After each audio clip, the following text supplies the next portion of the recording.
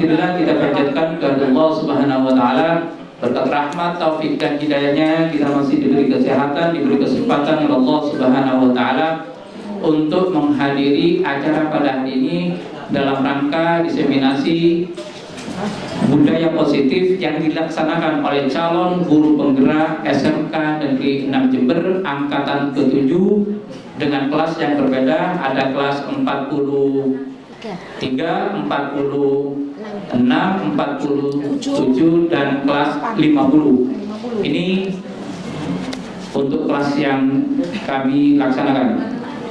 Untuk kedua kalinya salawat ma'assalam ala Rasulillah Muhammad sallallahu alaihi wasallam beserta para sahabat-sahabatnya tabi'in, semoga kita termasuk di dalamnya. Amin Allahumma amin.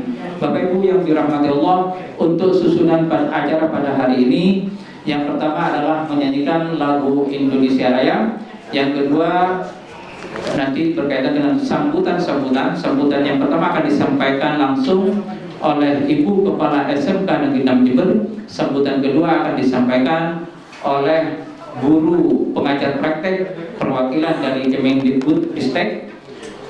Dan acara selanjutnya penyampaian materi yang disampaikan oleh para narasumber dari calon guru penggerak SMK Negeri 6 Jember tahun 2022 dan 2023 sebanyak 5 orang.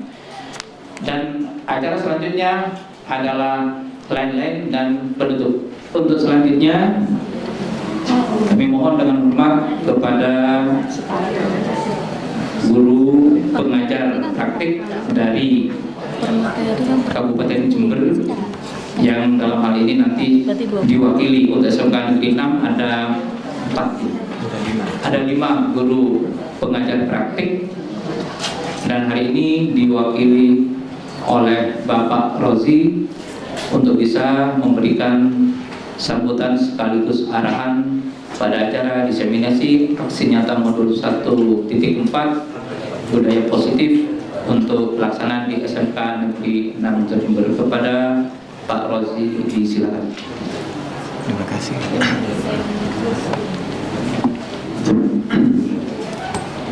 Assalamualaikum warahmatullahi wabarakatuh.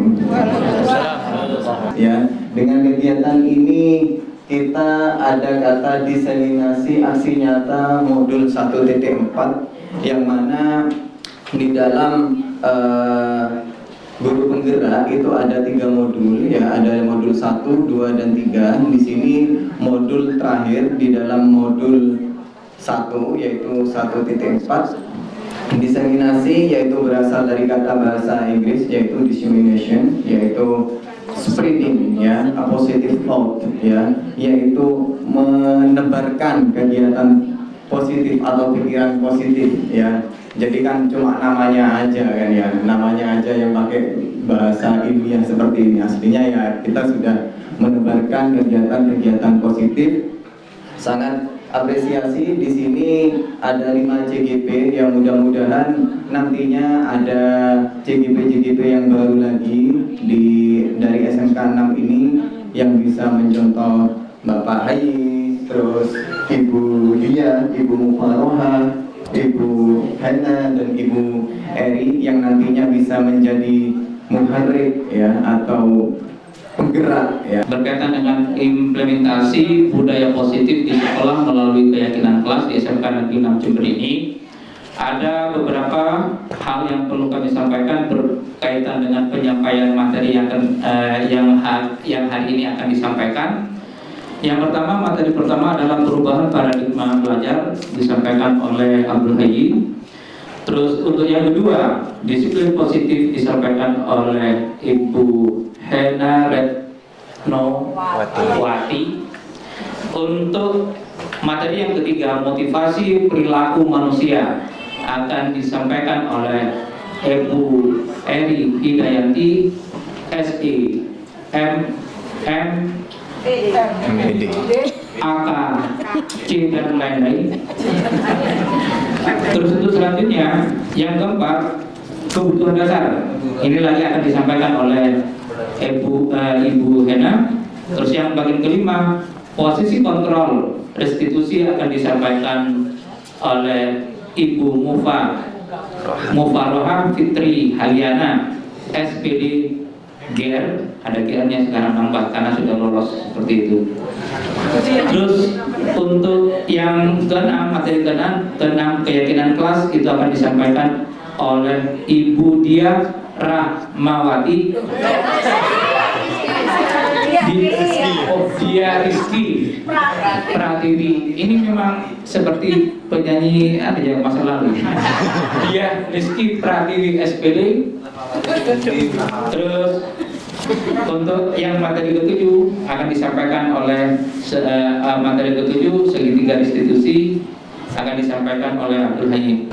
Bapak Ibu yang dirahmati Allah, untuk materi pertama ini berkaitan materi-materi yang akan disampaikan. Di sini ada perubahan paradigma belajar, disiplin positif, motivasi perilaku manusia, kebutuhan dasar, terus posisi kontrol, restitusi, keyakinan kelas, dan segitiga restitusi. Ini materi-materi yang akan kita sampaikan pada hari ini. Untuk selanjutnya, materi yang pertama ini berkaitan dengan perubahan paradigma belajar. Jadi saya langsung masuk pada materi. Bapak Ibu yang akan menggunakan pointer monggo. Soalnya ada teman kita satu ini yang kalau dulu terlalu lama terlalu tidak enak katanya. Kita beri kemudahan sambil memantau dari sana. Kita tidak usah katanya Pak Rosi, jangan tegang-tegang karena orang tegang itu biasanya tensinya cepat naik seperti itu. Tapi kalau tidak tegang tidak enak seperti itu Bapak Ibu. Jadi perubahan paradigma belajar tentunya Bapak Ibu dengan kurikulum merdeka yang sudah disampaikan oleh Ibu Kepala Sekolah, kita sudah mengadopsi kurikulum merdeka. Bagaimanapun juga institusi itu diberikan kebebasan dalam hal pengaturan yang berkaitan dengan proses pembelajaran yang ada. Jadi semua yang kita laksanakan di dalam hal proses pembelajaran diharapkan di situ berpusat kepada murid atau peserta didik. Dari proses inilah bagaimana nanti Bapak Ibu kita sudah mulai mencoba dengan kemarin terutama untuk yang kelas 10 yang kami ajarkan sendiri, kita mencoba anak-anak untuk bisa menghasilkan sebuah proyek. Di situ ada beberapa hal nanti yang berkaitan dengan guru penggerak ini visi dan misinya seperti apa, ini akan dijelaskan. Kita mencoba menggerakkan yang ada potensi yang ada di dalam kelas. Kita di situ diberikan kebebasan untuk membahas KD-KD yang sifatnya esensial, yang memang penting untuk pembangunan kebersamaan kolaborasi di antara anak didik. Makanya Bapak Ibu, janganlah kita nanti dalam hal mengajar, nah tolong catat ini, nanti 10 menit lagi saya besok nanti masuk ke kelas. Mohon Bapak Ibu sudah mulai menyingkirkan, kecuali memang ada hal yang memang tidak bisa ditinggalkan yang berkaitan dengan tugas kedinasan. Mohon Bapak Ibu nanti ada komunikasi lebih lanjut. Jadi bagaimana nanti Bapak Ibu mencoba untuk merubah paradigma pembelajaran yang memang harus kita laksanakan. Bapak Ibu mungkin yang jelas karena Bapak Ibu guru, Bapak Ibu ini sudah menjadi guru dan lama sudah menjadi guru. Tentunya hal-hal ini bukan hal yang baru. Cuman yang berkaitan dengan hal ini mau atau tidak untuk melaksanakan seperti itu. Kemauan inilah hal yang utama sebenarnya ketika kita akan melaksanakan sesuatu. Untuk tergerak, bagaimana itu harus ada ghirah, ada semangat di situ. Kalau tanpa ada semangat ya tidak mungkin. Bapak Ibu ini sebenarnya merupakan tenaga potensial yang ada di SMK Negeri 6 Jember. Kalau lihat prestasi, insya Allah ini semuanya sudah sekarang mulai terlihat kembali. Sebentar lagi kelas-kelas ini akan juga dicet. Ini proses perubahan yang ada, aula sudah dicet. Paling tidak sudah tidak ngisi nih seperti itu. Ini paling tidak semuanya akan berjalan. Jadi paradigma itu cara pandang dan proses memahami. Jadi kita itu yang awal bagaimana kita cara memandangnya. Kalau kita sudah memandang orang itu jelek, mesti pikiran kita tuh akan jelek seperti itu. Makanya bagaimana memandang seseorang, mohon budaya positif yang ada pada cara pandang kita ini yang harus kita perbaiki terlebih dahulu. Jangan melihat orang ini gurunya sudah jelek sampai sekarang itu dinilai. Tidak mungkin. Semua ada perubahan yang ada. Jangan kita mengecap seseorang itu jelek. Semua ini orang yang jelas kalau dari hati nurani tidak ada yang jelek. Nur itu cahaya. Ya Ustaz. Ya. Nur itu cahaya. Ketika cahaya itu kita pelihara sebaik mungkin, insya Allah semuanya akan berjalan dengan baik seperti itu. Jadi bagaimana nanti proses ini perubahan terhadap cara pandang dan proses memahami belajar mulai di kelas macam-macam. Yang jelas berkaitan gaya belajar anak-anak, ada estetik, ada audiovisual, macam-macam cara atau gaya belajar anak-anak di situ. Ada yang anak itu tidak suka kalau dikasih teori, nggak suka, ada yang sukanya praktek seperti itu. Makanya tadi pembelajaran terdiferensiasi yang diharapkan sebagaimana disampaikan Ibu Kepala Sekolah itu yang mulai dipahami dari Bapak Ibu Guru BK, itu yang jelas mulai memetakan tugas BK di kurikulum Merdeka itu sangat-sangat banyak sebenarnya. Jadi tidak ada istilahnya gampang jadi guru, benar. Banyak proses yang memang harus dilalui untuk proses-proses ini. Untuk selanjutnya yang berkaitan dengan perubahan paradigma belajar abad 21, saya kira bagi Ibu ini bukan hal yang baru. Ini sudah hal yang lama, yang awalnya teacher-centered di situ akan menjadi student-centered. Jadi yang awalnya berpusat pada guru sekarang diharapkan berpusat kepada siswa. Bagaimana kita mencoba untuk membangkitkan anak itu berkaitan dengan kemauannya seperti apa. Ketika kita kemarin kalau di grup IPAS itu bagaimana membangun kebersamaan, bagaimana membangun sekolah melalui proses melalui proses pembangunan taman sekolah dari pembelajaran IPAS ini kemarin itu sudah banyak dilaksanakan. Cuman untuk selanjutnya bagaimana kita nanti dari proses ini Bapak Ibu guru juga mulai nanti memantau dari proses, jangan hari ini dikerjakan untuk selanjutnya tidak diperhatikan. Ini harus kita coba nanti. Ini ada guru tim IPAS juga, Bu Mufa juga, terus ada Bu Yati, terus ada Bu Dina. Ini juga tim IPAS yang kemarin juga sudah melaksanakan sistem kolaborasi yang ada. Terus untuk hal-hal ini yang berkaitan dengan kegiatan guru,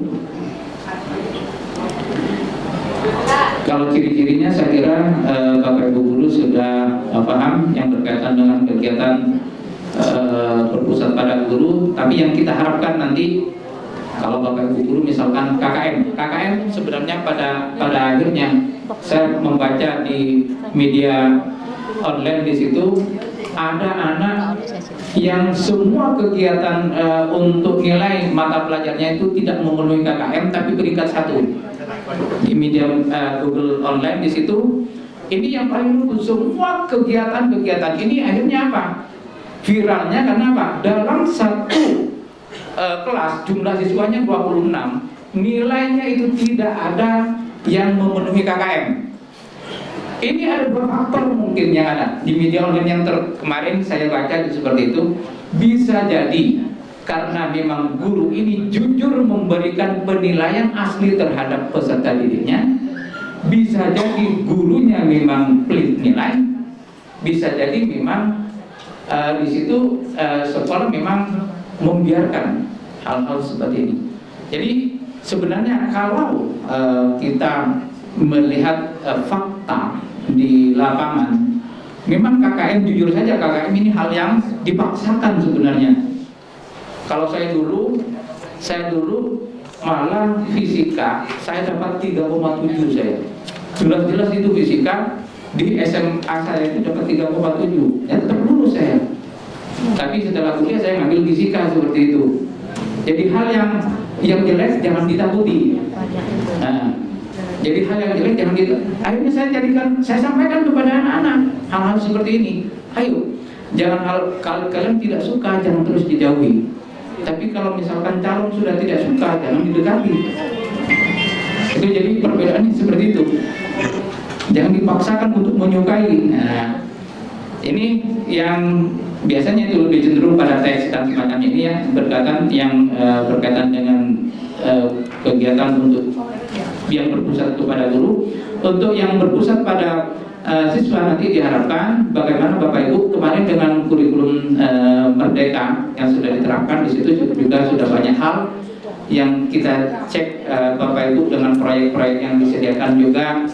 Terus banyak yang sudah anak-anak juga mulai ada kolaborasi dan semacamnya, mulai ada terbina kesepakatan bersama antara Bapak Ibu guru dalam hal penyelesaian.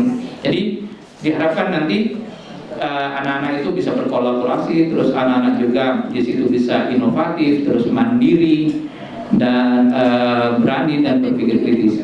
Kita kembali kepada kalau profil pelajar Pancasila yang diharapkan hari yang jelas pembelajaran kurikulum merdeka ujungnya nanti ada profil pelajar Pancasila, di mana ada 6 poin yang diharapkan di situ: beriman dan bertakwa, kepada Tuhan Yang Maha Esa dan berakhlak mulia di situ ya. Terus juga berkebenekaan global di situ, bergotong royong, terus juga berpikir kritis, bagaimana juga nanti mandiri, terus satunya kolaboratif. Ini nanti yang diharapkan dari tujuan akhir dari proses yang kita sampaikan berkaitan dengan profil pelajar Pancasila yang diharapkan. Itu Bapak Ibu yang berkaitan dengan hal-hal paradigma pembelajaran yang memang kita harapkan untuk kegiatan-kegiatan untuk penyampaian untuk calon guru penggerak ini, karena pada akhirnya kita diharapkan bagaimana kita menjadi guru secara utuh dalam hal melaksanakan proses kegiatan-kegiatan ini. Saya lalui untuk kegiatan-kegiatan ini. Untuk selanjutnya materi yang kedua akan disampaikan oleh Ibu Hena ya. Untuk disiplin positif lah ya. Disiplin positif nanti disampaikan oleh Ibu Hena. Kepada Ibu Hena disilakan. Assalamualaikum warahmatullahi wabarakatuh. Mohon izin Ibu Kepala Sekolah, Pak Rozi, dan Bapak Ibu CGB dan serta Bapak Ibu guru yang ada di sini. Saya berdiri dan nantinya juga akan jalan-jalan juga ke Bapak Ibu. Baik, di sini saya tidak niat menggurui, tidak. Saya hanya sharing atau berbagi apa yang sudah saya dapatkan di CGB selama hampir 3 bulan ini. Jadi di sini saya akan berbagi tentang materi disiplin positif, tujuannya apa. Di sini agar kita semua dapat tahu apa makna disiplin positif dan dapat mengamati penerapan yang sudah kita lakukan di kelas kita masing-masing.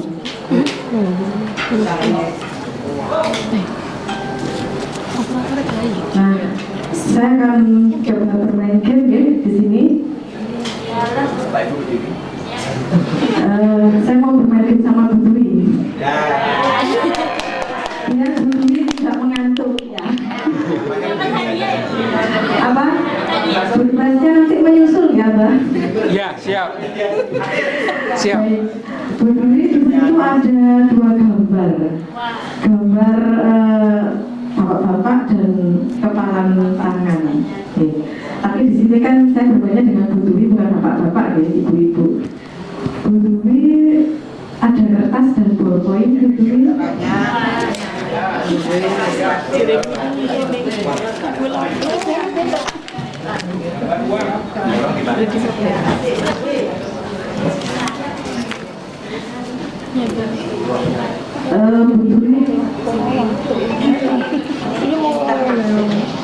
Bu Dwi boleh menuliskan sesuatu yang dianggap rahasia dan saya tidak boleh tahu, Bu Dwi. Iya, rahasia apa saja yang saya tidak boleh tahu ditutup dan saya tidak melihat ya, Bu. Nanti kalau sudah dengan bilang ke saya ya. Ya, kita akan bermain sulap dengan Bu Dwi. Sekali-kali tidak di kosmeta terus Bu Dwi ya.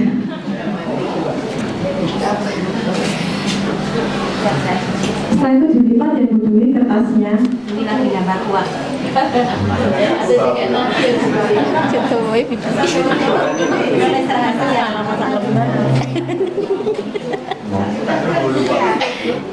Setelah itu dilipat Bu Dwi kertasnya. Disobek juga boleh, sehingga nanti kertasnya itu di genggaman tangannya Bu Dwi.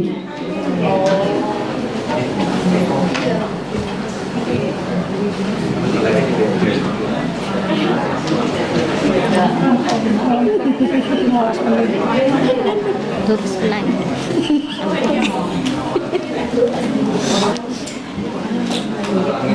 Sudah, kemudian dilipat sampai kecil dan nanti digenggam oleh bumi.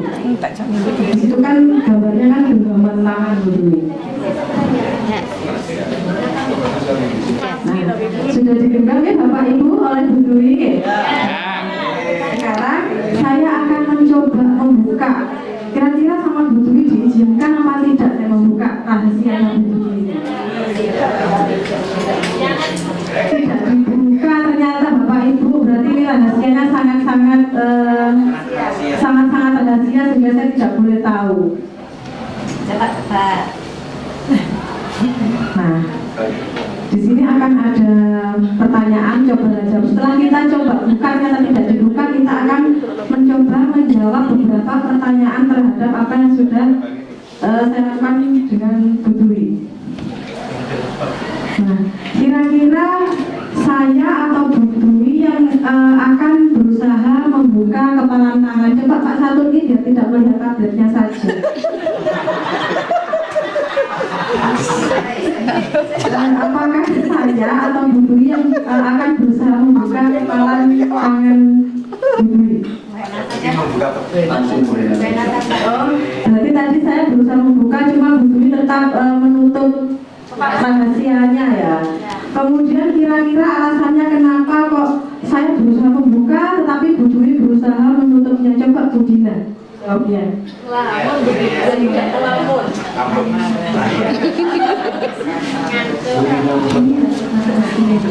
Karena Bu Dwi menyimpan rahasia yang tidak boleh saya tahu.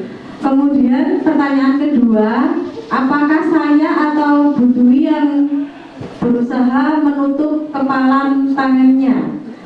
Busam saya benar kalau sama busam ini sama mungkin karena Budi menutup kepalanya supaya kita orang lain. Berarti yang menutup tangan tadi Bu Dwi tidak boleh tahu. Kira-kira kenapa kok Bu Dwi itu tetap kekeh menutupnya, Bu Surita? Supaya rahasianya tidak ada yang tahu. Semua itu telah privasi bagi Bu Dwi. Jadi karena itu privasi bagi Bu Dwi.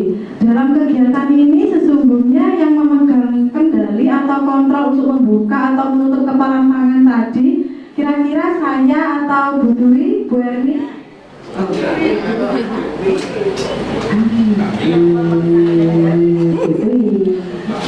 Jadi di sini yang memegang kendali yaitu Bu Dwi untuk mempertahankan rahasianya ya Bapak Ibu. Terima kasih sudah bermain game dan berusaha menjawab beberapa pertanyaan di sini. Hadiahnya nanti menyusul dari Abah Hayi.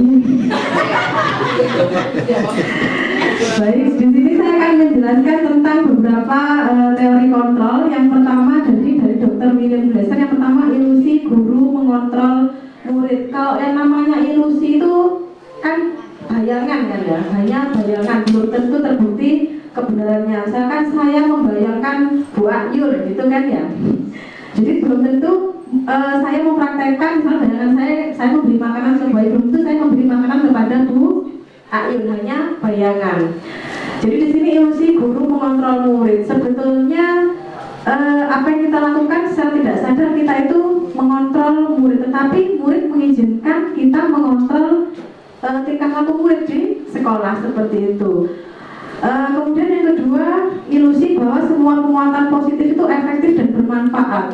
Penguatan positif efektif ini yaitu seperti halnya bujukan. Jadi kita membujuk siswa untuk mematuhi peraturan sekolah, tidak melanggar peraturan sekolah. Tetapi sebetulnya penguatan positif yang berupa bujukan ini tidak akan berjalan dalam jangka waktu yang panjang karena hanya berupa suatu bujukan saja. Kemudian yang ketiga di sini ada ilusi bahwa kritik dan membuat orang merasa bersalah dapat menguatkan karakter. Sebetulnya bukan menguatkan karakter siswa, malah itu melemahkan karena dengan kritik dan membuat orang merasa bersalah itu adalah siswa itu merasa buruk di hadapan atau di hadapan orang lain, di hadapan guru. Saya kok begini gitu. Jadi siswa merasa keadaannya lebih buruk. Yang terakhir yaitu ilusi bahwa orang dewasa memiliki hak untuk memaksa. Kita tidak bisa memaksa orang lain berperilaku seperti apa yang kita inginkan. Orang itu berperilaku harusnya ada motivasi intrinsik dari dalam dirinya sendiri, seperti itu ya.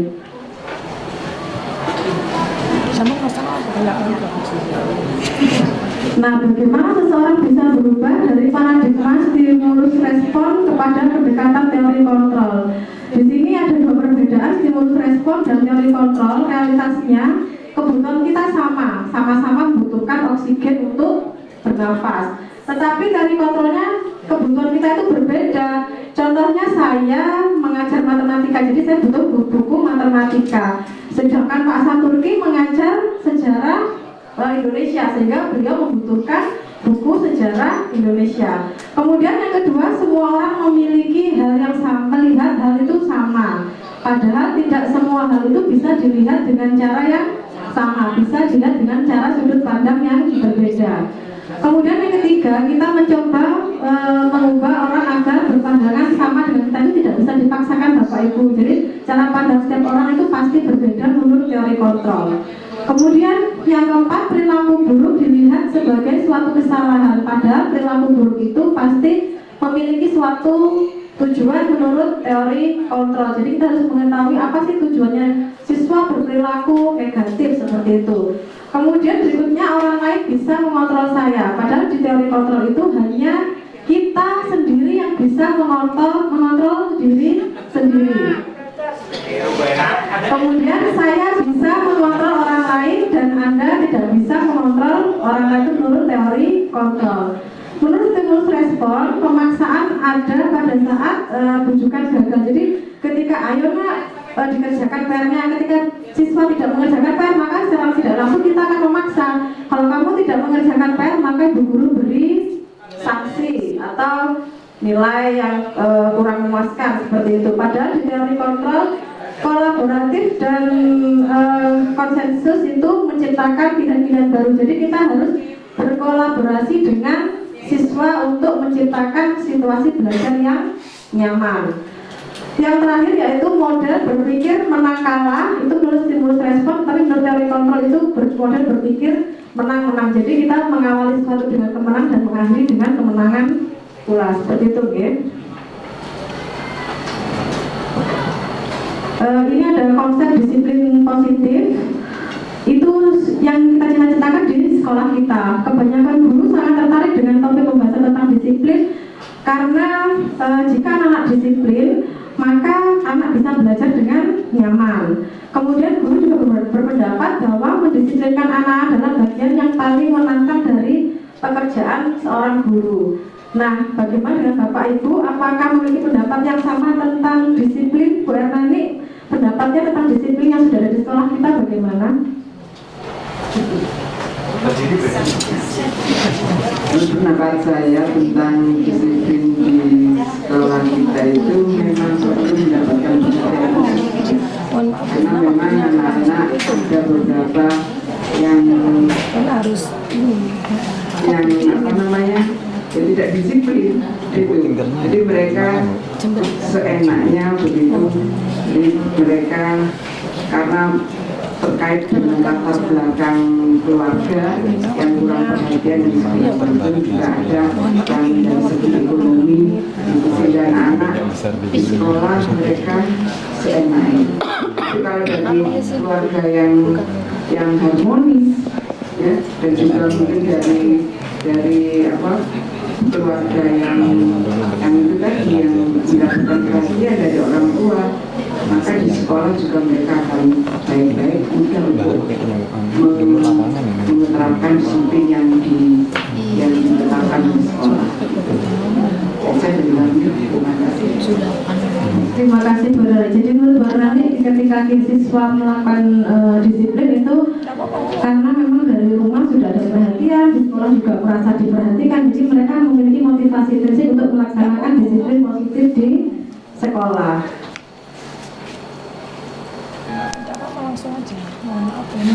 Kemudian untuk makna kata disiplin sendiri, Kira-kira ketika menggunakan disiplin yang melintas di pikiran kita tadi yaitu yang dari Bu Ernani sampaikan tentang perhatian khusus ya, tentang disiplin. Jadi menurut Genjar Dewantara bahwa di mana ada kemerdekaan itulah harus ada disiplin yang kuat. Sungguh pun disiplin itu bersifat self-disiplin, yaitu kita sendiri yang mewajibkan kita dengan sekeras-kerasnya, tetapi itu sama saja. Sebab jikalau kita tidak cakap melakukan self-disiplin, wajiblah orang lain atau penguasa lain mendisiplinkan diri kita, dan peraturan demikianlah itu harus ada dalam suasana yang merdeka. Maka dari itu kita kan sekarang melaksanakan IKM karena untuk membentuk karakter siswa menjadi lebih disiplin lagi, seperti itu. Ini contoh kontekstual disiplin positif yang kemarin sudah saya laksanakan. Ketika siswa datang terlambat pada jam pelajaran saya, jadi mungkin alasannya ada yang ke kantin, ada yang masih belum selesai sholat, seperti itu. Jadi saya otomatis yang pertama-tama saya lakukan adalah meminta penjelasan kepada siswa kenapa datang terlambat, karena kita tidak tahu dibalik alasan siswa terlambat. Kemudian meminta anak menjelaskan perasaannya saat datang terlambat, apakah dia menyesal atau senang karena terlambat atau sedih, itu pasti perasaannya harus kita dengarkan. Kemudian upaya-upaya apa yang akan dilakukan anak untuk memperbaiki keterlambatannya. Jadi bukan kita yang memberikan solusi kepada siswa, tapi siswa sendiri yang menemukan solusi untuk memperbaiki keterlambatannya, seperti itu.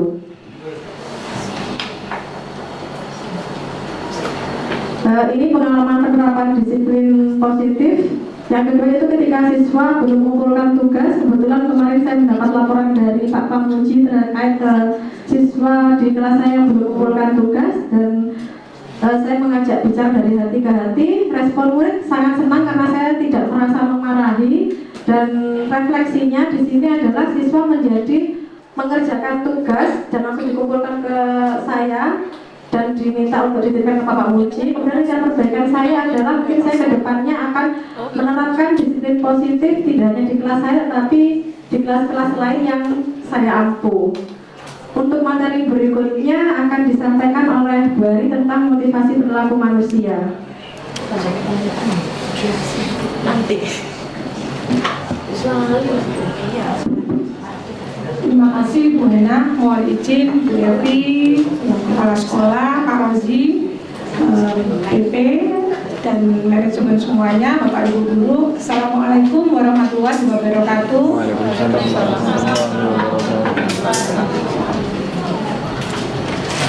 Bapak Ibu guru hebat, pada siang hari ini kebetulan saya kebagian motivasi perilaku manusia. Bapak Ibu, kita setiap hari pasti berhubungan dengan makhluk hidup ya. Dalam hal ini adalah suatu individu yang pasti mereka di dalam kesehariannya itu melakukan suatu tindakan, dan pastinya tindakan itu pasti mempunyai tujuan, entah itu tujuannya positif ataupun tidak, tapi tetap itu adalah mempunyai tujuan.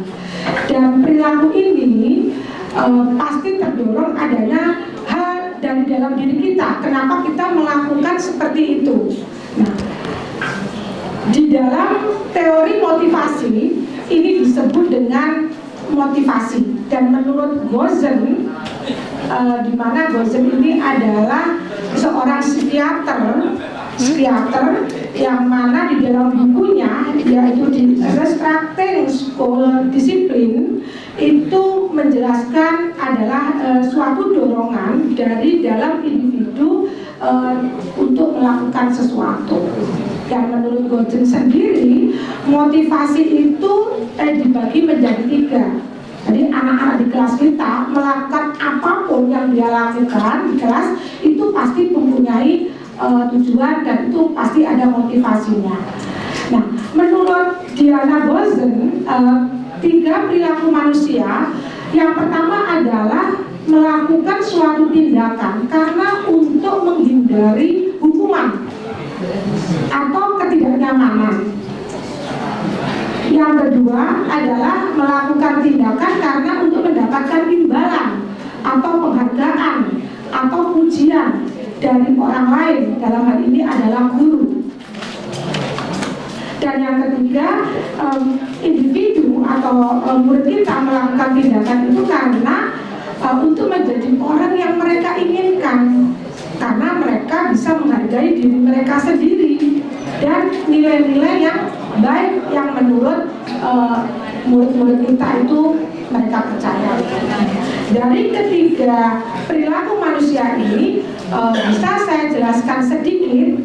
Yang pertama, bahwa untuk menghindari hukuman, sementara masih murid kita melakukan perilaku seperti ini itu karena yang enggak motivasinya adalah menghindari hukuman yang diberikan oleh Bapak Ibu guru. Contoh, karena tidak memenuhi KKM, maka ada PR, terus kemudian ada tugas bersih-bersih, itu hukuman. Nah, untuk menghindari ini itu bagaimana gitu. Nah, ini anak-anak itu berpikir untuk meminimalisasi hukuman yang diberikan oleh orang lain termasuk guru. Ciri murid, ciri individu yang melakukan perilaku seperti ini itu biasanya bertanya kepada orang lain, apa yang akan terjadi bila mana saya itu tidak melakukan kegiatan yang disuruh sama Bapak Ibu guru saya, begitu. Nah, untuk menghindari itu, maka dia akan mengambil suatu perilaku atau tindakan yang kurang baik, begitu, atau malah mereka mencontoh dari perilaku yang lain. Nah, di sini pelaku menghindari permasalahan yang mungkin bisa muncul, yang nanti hukuman itu bisa berpengaruh kepada fisik murid, psikologi murid, ataupun karena tidak terpenuhinya kebutuhan dasar mereka. Bapak Ibu hebat.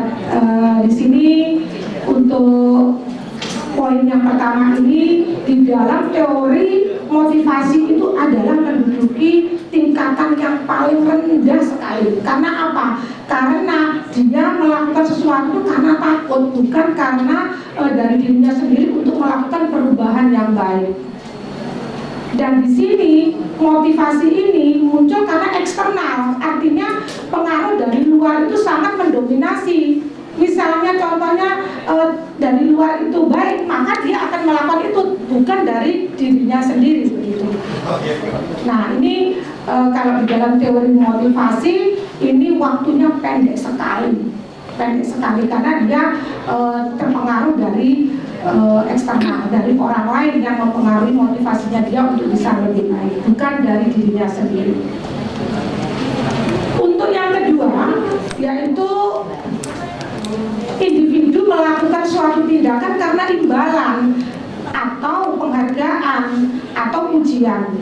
Nah, ini tingkatannya lebih tinggi dari yang pertama.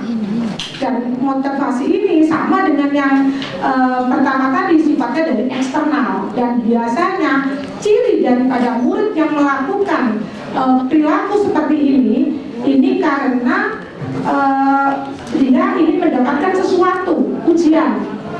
Nah, seperti itu. Nah, cirinya biasanya ditunjukkan dengan pertanyaan, apa sih yang bisa saya dapatkan kalau saya melakukan itu, begitu.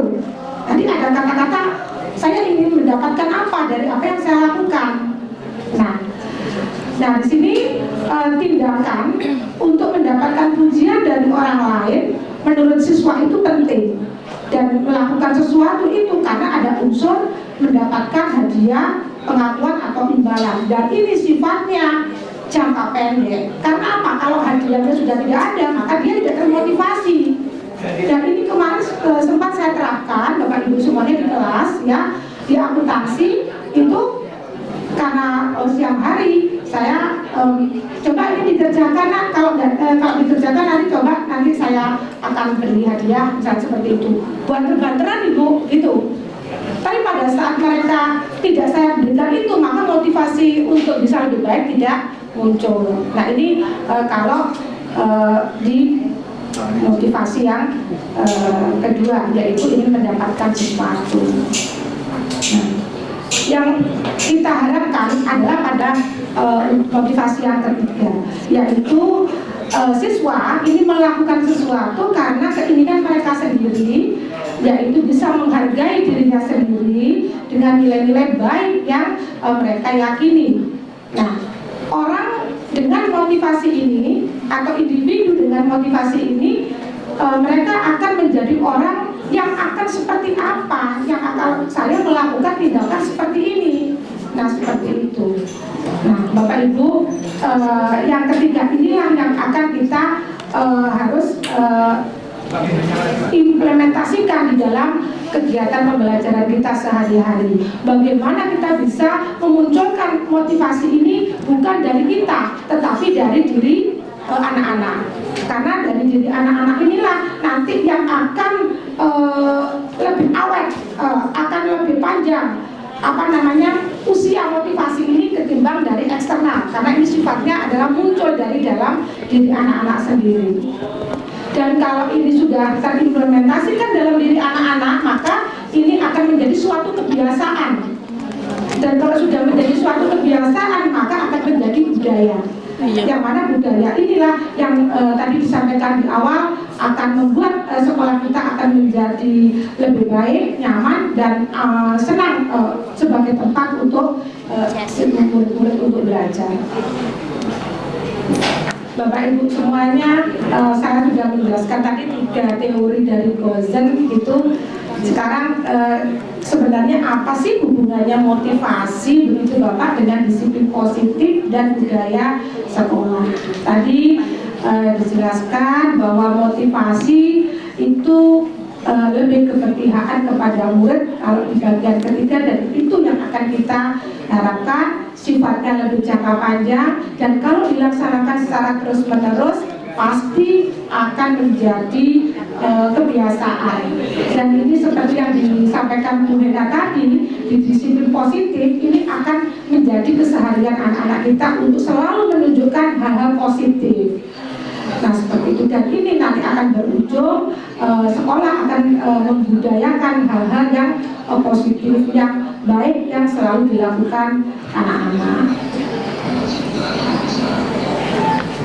Bapak Ibu semuanya, bagaimana mengimplementasikan motivasi ini di sekolah kita, dan cara efektif yang bagaimana yang bisa Bapak Ibu guru tumbuhkan motivasi ini kepada siswa sehingga kita selalu ada pada keberpihakan kepada anak-anak kita. Yang pertama, memberikan kesempatan yang sebanyak-banyaknya, yang sepenuhnya kepada murid kita untuk selalu aktif dalam kegiatan belajar. Contohnya apa itu Bapak Ibu? Memberikan diskusi, berkolaborasi,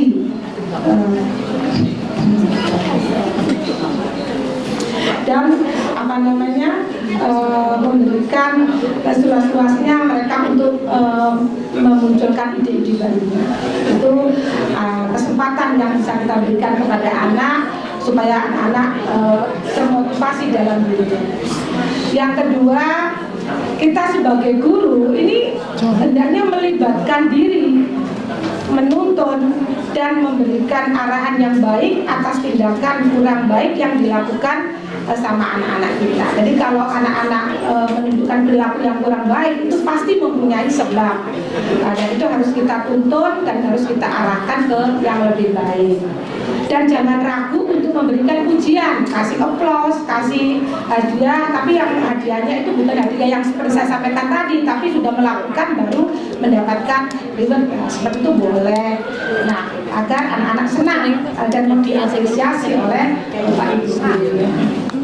Menciptakan kompetensi yang sehat, memanfaatkan media di sekolah atau di kelas sebaik mungkin sehingga menciptakan suasana belajar anak di kelas itu menyenangkan. Kalau memang adanya hanya papan tulis, bagaimana guru bisa membuat senang dengan apa yang ada, tidak mencari apa yang tidak ada.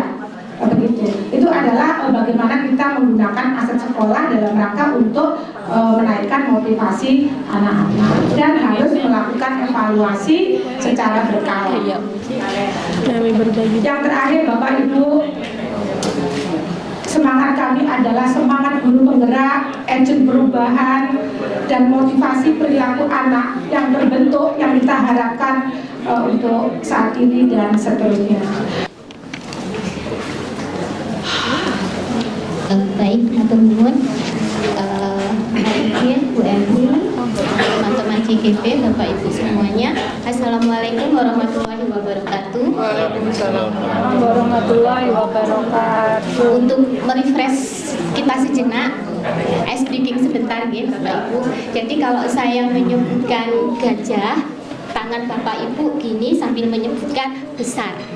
Tapi kalau saya menyebutkan semut, tangan Bapak Ibu ke sini sambil menyebutkan kecil. Ngaten nggih? Kita coba dulu. Oke. Kalau gajah besar. Kalau semut kecil. Oke. Kita mulai nggih. Kita coba. Semut kecil. Saya berdiri. Kita ulangi lagi nggih. Semut kecil. Gajah besar. Gajah besar. Semut kecil. Agak cepet nggih. Semut kecil. Gajah besar. Gajah besar.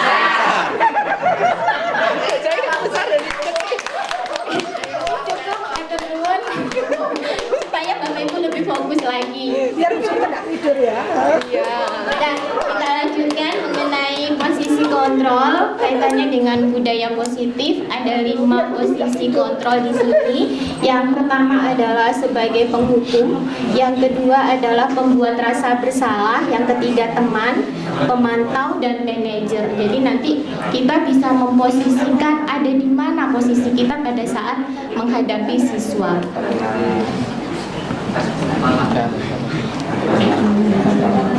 Nah, di sini saya ada contoh kasus tidak terjadi di SMK 6, hanya fiktif belaka. Jadi ada Sabrina hari itu bangun terlambat dan terburu-buru sampai di sekolah. Dia pun akhirnya sampai di gerbang sekolah, tapi baru menyadari kalau tidak menggunakan sepatu hitam seperti peraturan yang tertera. Terus dia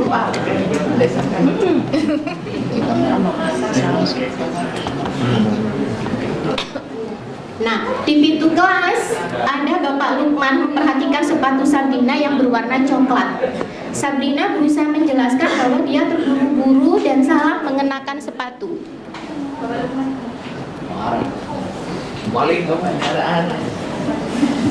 Katanya Pak Hayim balik. Lanjutannya, Pak Lukman menanyakan pada Sabrina, apa peraturan sekolah tentang seragam warna sepatu? Sabrina menjawab, sudah mengetahui peraturannya, sepatunya harusnya berwarna hitam. Namun karena terburu-buru dan salah mengenakan sepatu, selain tidak mungkin kembali ke rumah karena lumayan jauh rumahnya, tetapi Pak Lukman bersikeras pada peraturan yang berlaku di sekolah dan mengatakan, ya sudah, kamu sudah melanggar peraturan sekolah, kamu salah, sudah terlambat, salah pula warna sepatunya, double, pasal berlapis. Segera buka sepatumu kalau tidak bisa mengenakan warna sepatu sesuai peraturan.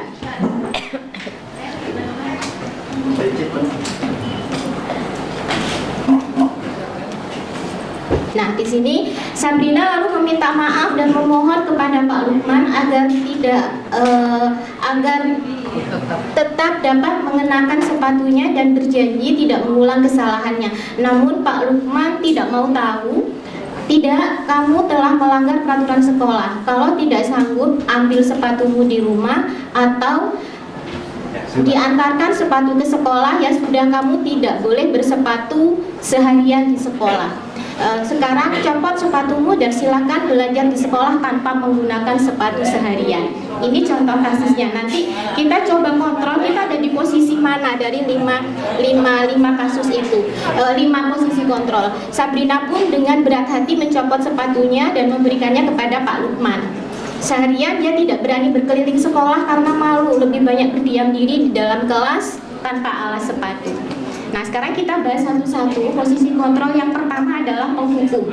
Biasanya posisi penghukum di sini menggunakan hukuman fisik atau verbal. Nah, dampak dari penghukum di sini biasanya anak-anak itu cenderung mengulang kembali kesalahannya dan akan memiliki sifat pendendam. Biasanya seperti itu karena apa yang sudah dia terima ini akan terekam oleh anak-anak. Nah, biasanya kalimat yang sering muncul yang kita keluarkan pada posisi penghukum di sini, patuhi aturan saya atau awas, adanya ancaman. Nah, yang kedua, pembuat rasa bersalah. Nah, pembuat rasa bersalah di sini biasanya menyampaikan kepada anak-anak itu dengan lembut, menggunakan suasana keheningan yang menggiring anak-anak merasa bersalah, merasa paling gagal, sehingga anak-anak ini merasa dirinya itu telah gagal karena telah mengecewakan orang-orang di sekitarnya. Biasanya kata-kata yang kita gunakan di sini, ibu sangat kecewa sekali denganmu. Mengapa kamu begini? Gimana coba kalau orang tuamu tahu? Nah, ini pembuat rasa bersalah sehingga anak-anak akan menjadi minder, malu karena dia merasa diri yang paling gagal. Yang ketiga, posisi teman. Di posisi ini guru tidak menyakiti murid karena guru akan melakukan tindakan-tindakan secara persuasif kepada siswa, mencoba menjaga hubungan baik antara guru dan siswa. Akan tetapi di posisi teman ini akan berdampak positif dan negatif. Memang dampak positifnya kita di situ ada hubungan baik antara guru dan teman. Akan tetapi dampak negatifnya di sini siswa itu akan bergantung kepada guru tersebut sehingga akan ada kemungkinan dia akan mengulangi kesalahannya lagi. Misalkan si guru A waktu itu dia berhadapan dengan guru A, tetapi dengan guru A si anak ini tunduk, tetapi tidak dengan guru B. Kenapa? Karena dia sudah ketergantungan. Artinya dia akan menyampaikan, kenapa ibu tidak bantu saya? Karena dia sudah merasa ada hubungan baik dengan salah seorang guru. Nah, ini dampak negatifnya dari posisi teman. Yang keempat, posisi pemantau.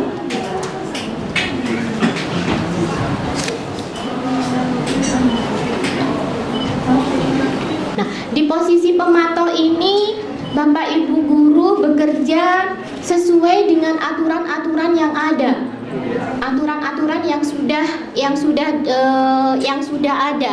Jadi biasanya kita pada posisi pemantau ini kita ada daftar pelanggaran, daftar cek, data itu yang kita dasarkan kepada anak-anak posisi pemantau.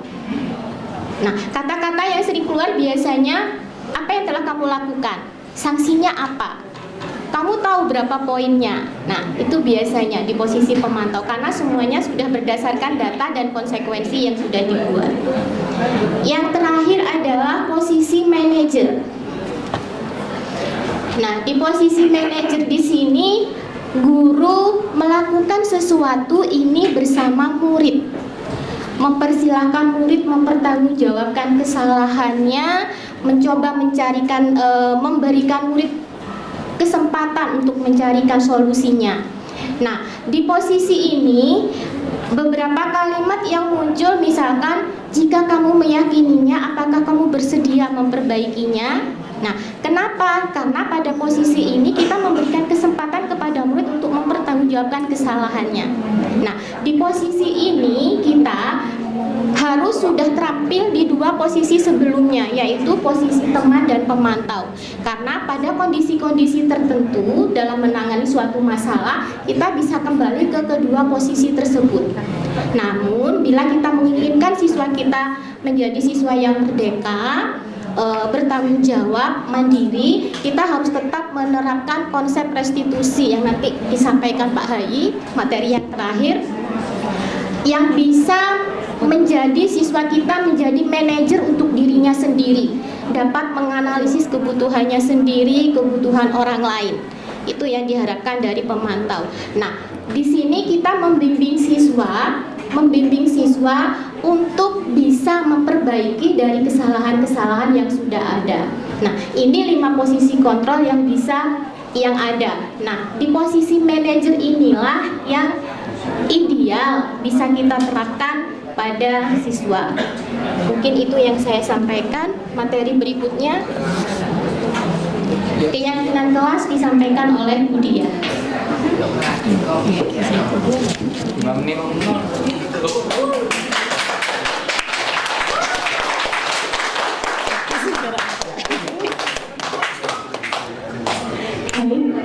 Terima kasih atas waktu yang diberikan. Mohon izin Ibu, Bapak Ibu, Ibu Kepala Sekolah. Selanjutnya untuk materi yang nomor 2 dari terakhir. Wah, ini sepertinya Ibu Bapak Guru sudah mulai jenuh gitu. Boten ya?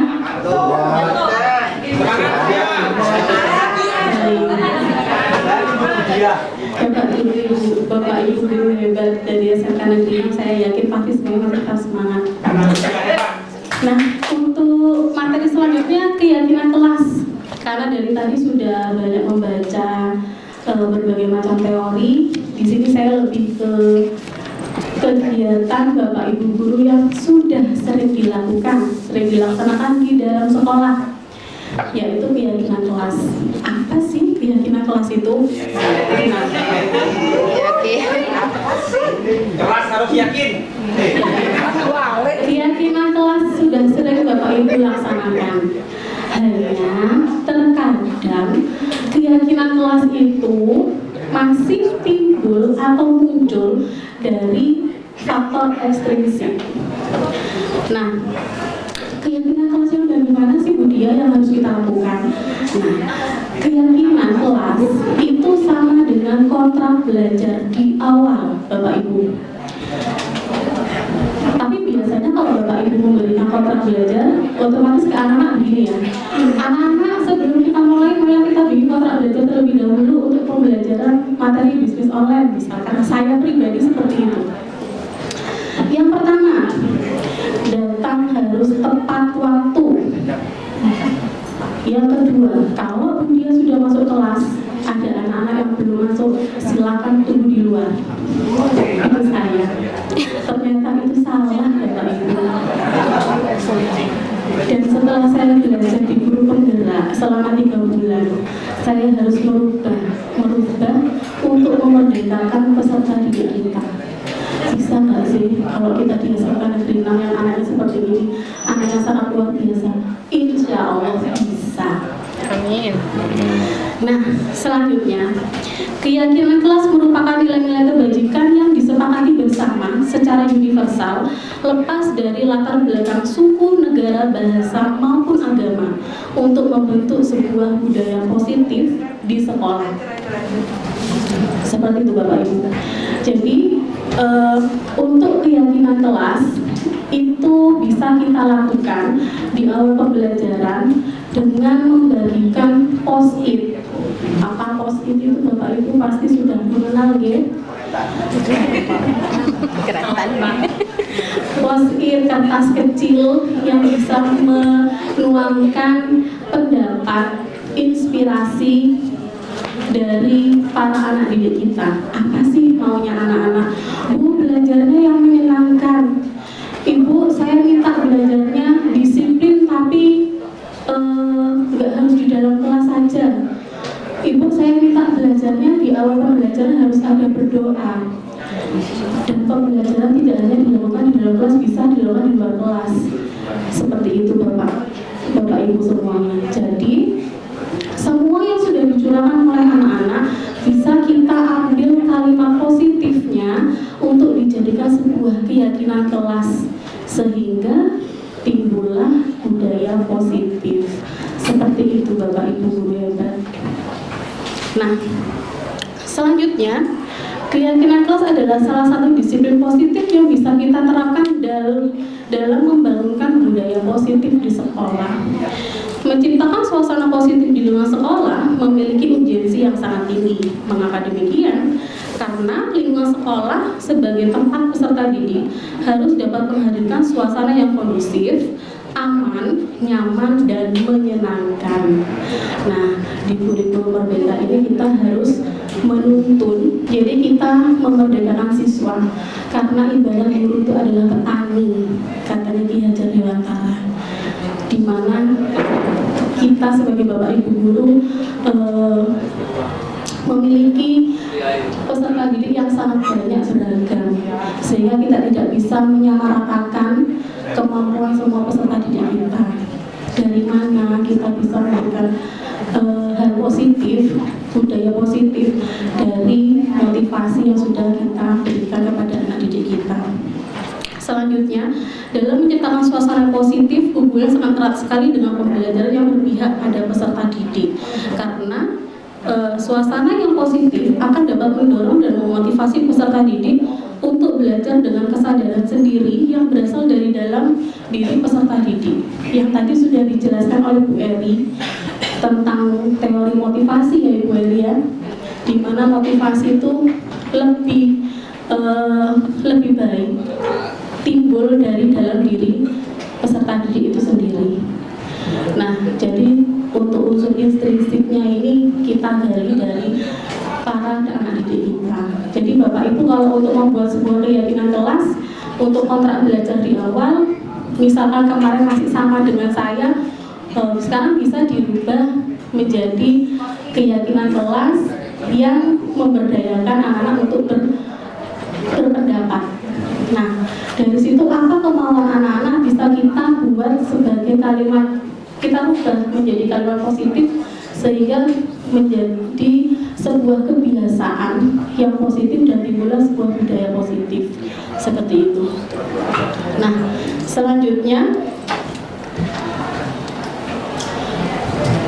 menurut para ahli Gosen, yaitu keyakinan akan lebih memotivasi seseorang dari dalam atau memotivasi secara intrinsik seseorang akan lebih tergerak dan bersemangat untuk menjalankan keyakinan daripada hanya sekedar mengikuti serangkaian peraturan.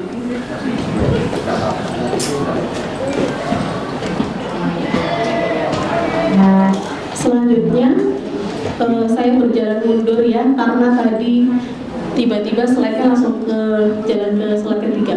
Nah, ini mengapa keyakinan kelas, mengapa tidak peraturan kelas saja. Nah, itu tadi yang sudah saya jelaskan di awal. Karena kalau peraturan kelas itu timbul dari Bapak Ibu guru pengajar. Tadi yang sudah saya sebutkan bahwasanya Bu Dia kalau ngajar di kelas selalu memberikan kontrak belajar yang keluar dari keinginan saya. Nilai harus KKM, enggak KKM, resiko ditanggung sendiri. Seperti itu ya Bapak Ibu. Nah, ternyata kita menuntut seperti itu, kita harus menciptakan suasana belajar yang menyenangkan sehingga dapat menimbulkan motivasi kepada siswa. Seperti itu. Karena keyakinan kelas bersifat abstrak, sedangkan peraturan lebih rinci dan konkret.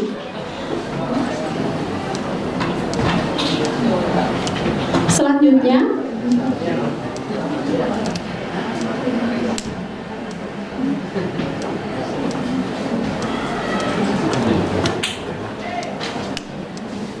ciri-ciri keyakinan kelas yang pertama, bersifat lebih abstrak daripada peraturan yang lebih rinci dan konkret.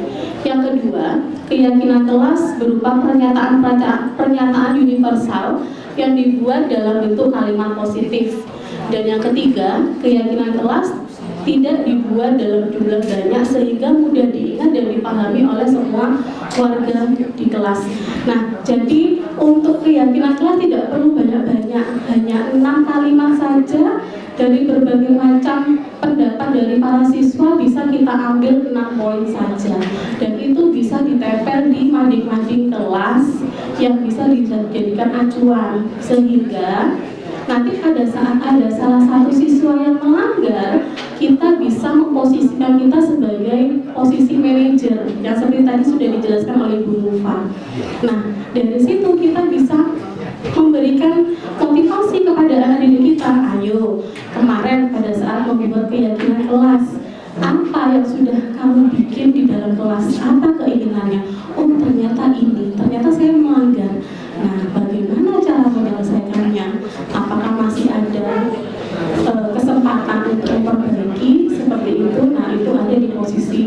kontrol yang selanjutnya yang keempat untuk ciri keyakinan kelas merupakan sesuatu yang dapat diterapkan di lingkungan kelas tersebut. Pembuatan keyakinan kelas melibatkan semua warga kelas melalui kegiatan curah pendapat. Nah, jadi curah pendapat anak-anak bisa dilakukan di kertas kecil, kalau nggak ada post-it menggunakan kertas kecil ditempel, lalu kita ambil garis besarnya apa yang sudah disepakati di dalam kelas. Begitu Bapak Ibu. Selanjutnya untuk yang keenam, di sini ada keyakinan kelas ditinjau kembali dari waktu ke waktu. Jadi ini boleh diperbarui. Nah, ini semester kedua. Monggo Bapak Guru, Bapak Ibu guru hebat, kita sudah mulai bisa menggunakan keyakinan kelas. Mulai besok bisa dilaksanakan di berbagai macam mata pelajaran yang sudah Bapak Ibu ampuh untuk anak didik Bapak Ibu. Selanjutnya, di sini ada tujuan menumbuhkan budaya positif melalui keyakinan kelas. Yang pertama tujuannya mengenalkan keyakinan kelas kepada peserta didik, sehingga peserta didik lebih memiliki tanggung jawab atas motivasi, atas pendapat yang sudah dicurahkan melalui curah pendapat tadi. Yang kedua, menyusun keyakinan kelas bersama peserta didik. Di situ kita bisa mengajarkan para peserta didik untuk bisa mencurahkan pendapatnya. Jadi nggak ada peserta didik yang hanya diam saja mengikuti aturan yang sudah ada, tapi peserta didik biar lebih mau berkomunikasi sehingga bisa berani, bisa berkolaborasi. Jadi semua unsur-unsurnya akan dapat dilakukan di dalam kelas. Nah, dan yang terakhir yaitu membiasakan penerapan keyakinan kelas untuk menumbuhkan self-disiplin pada peserta didik. Baik, untuk materi keyakinan kelas sudah selesai. Kita beranjak ke materi yang terakhir, yaitu segitiga restitusi yang akan dijelaskan oleh Bapak Abdul Hai. Untuk Bapak Abdul Hai saya persilakan.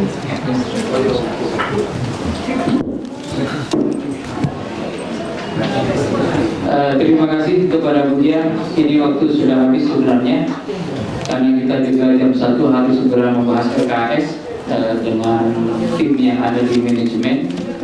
Jadi Bapak Ibu, sebenarnya pemahaman segitiga restitusi ini lebih mengarah kepada bagaimana kita itu bisa menjiwai keberadaan anak. Satu. Jadi kalau di dalam sebuah hadis, akrimu auladakum wa ahsinu adabakum. Jadi muliakanlah anak-anakmu dan perbaikilah adabnya, akhlak di situ. Kita berakhlak kepada anak, anak juga memiliki akhlak kepada guru. Dari proses kejadian yang sudah disampaikan dari kasus-kasus yang ada tadi, sebenarnya kita kalau dari teori-teori yang ada, saya sampaikan langsung pada titik poinnya di situ. Kalau pengertian, jadi restitusi adalah proses menciptakan kondisi bagi murid untuk memperbaiki kesalahan mereka sehingga bisa kembali kepada kelompok mereka dengan karakter yang kuat. Ini Dale Carson yang menyampaikan hal ini, dan ini sudah menjadi patokan daripada psikiater yang ada. Teknik apa yang kita laksanakan? Saya langsung pada segitiga restitusinya. Jadi bagaimana ketika menghadapi permasalahan di anak, ketika anak-anak suatu saat melakukan kesalahan di dalam kelas, kita jangan langsung menjustifikasi anak, menghukum anak, itu yang tidak diperkenankan. Bagaimana seorang guru itu harus menuntun, bagaimana seorang guru harus menghamba ketika menginginkan anak itu bisa memiliki akhlak yang bagus dalam hal proses kita, karena tidak hanya mendidik, kita tidak hanya mengajar, bagaimana kita itu juga bisa memperbaiki hal-hal yang ada di dalam diri anak. Ini dari segitiga restitusi untuk filosofi dan semacamnya kita lalui saja. Ini kalau 6 filosofinya, kesalahan adalah hal yang normal yang dilakukan oleh setiap orang.